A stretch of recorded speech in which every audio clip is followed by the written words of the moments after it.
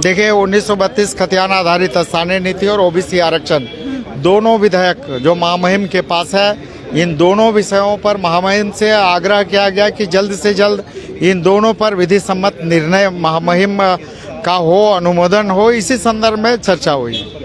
Sir, जिस तरीके से मुख्यमंत्री हेमंत सोरेन ने कहा है कि नियोजन नीति जो रद्द हुई है ये पहला मर्तबा नहीं है, इससे पहले भी नियोजन नीति रद्द हो गई है, लेकिन इसको लेकर सरकार संवेदनशील है।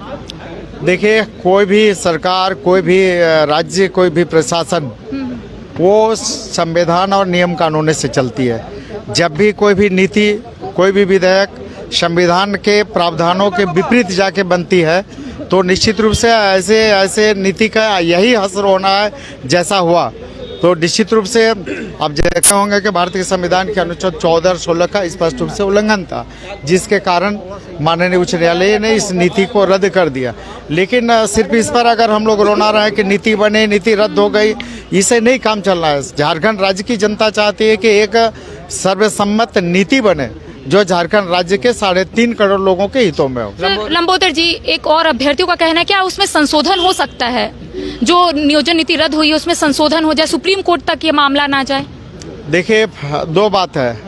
अगर हम संवैधानिक प्रावधानों के विपरीत कोई निर्णय लेते हैं तो उच्च न्यायालय हो, सर्वोच्च न्यायालय हो, प्राथमिकता के आधार पर यही देखती है कि अगर किसी संवैधानिक प्रावधानों का उल्लंघन हुआ है तो निश्चित रूप से सुप्रीम कोर्ट में भी जाएगा, तो वहाँ भी स्टैंड नहीं करेगा।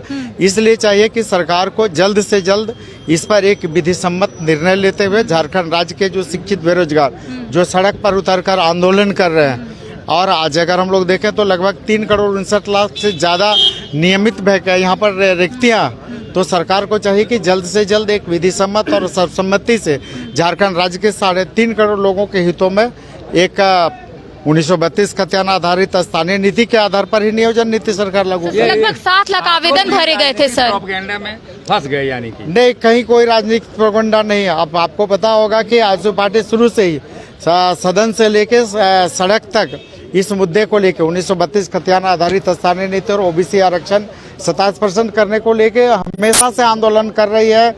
और जब तक ये सरकार लागू नहीं करती है, जमीन पर लागू नहीं हो जाता, तब तक सरकार आंदोलन करती रहेगी। और इन दोनों विधेयकों को लागू करने के लिए सरकार के साथ है। का कोई मामला ही नहीं है यहाँ पे। अब तो आपने सुना कि लंबोदर महतो ने तमाम चीजों की जानकारी दी। उनका कहना है कि 2 विधेयक को जिस तरीके से विधानसभा से पारित किया गया था, एक 1932 खतियान के आधार पर स्थानीय नीति और दूसरा 27% ओबीसी आरक्षण, उसी मुद्दे को लेकर आज झारखंड के मुख्यमंत्री हेमंत सोरेन और यूपीए खेमे के तमाम जो विधायक है वो राज्यपाल रमेश बैस से मुलाकात कर आग्रह भी किए हैं कि जल्द से जल्द कोई विधि सम्मत के से यहाँ से पारित कर दे ताकि वो केंद्र के पाले में चल जाए। और तमाम जो यूपीए खेमे के विधायक है, झारखंड के मुख्यमंत्री हेमंत सोरेन है, वो केंद्र से भी इसके बाद आग्रह करेंगे। हालांकि नियोजन नीति को भी लेकर हमने बात की कि क्या ऐसा हो सकता है कि नियोजन नीति जिस तरीके से रद्द हुई है उसमें कुछ संशोधन लाया जाए, सुप्रीम कोर्ट तक ना उसको ले जाया जाए। तो इनका कहना है कि बिल्कुल ऐसा ही होगा। अगर सुप्रीम कोर्ट में भी जाएगा तो स्टैंड क्लियर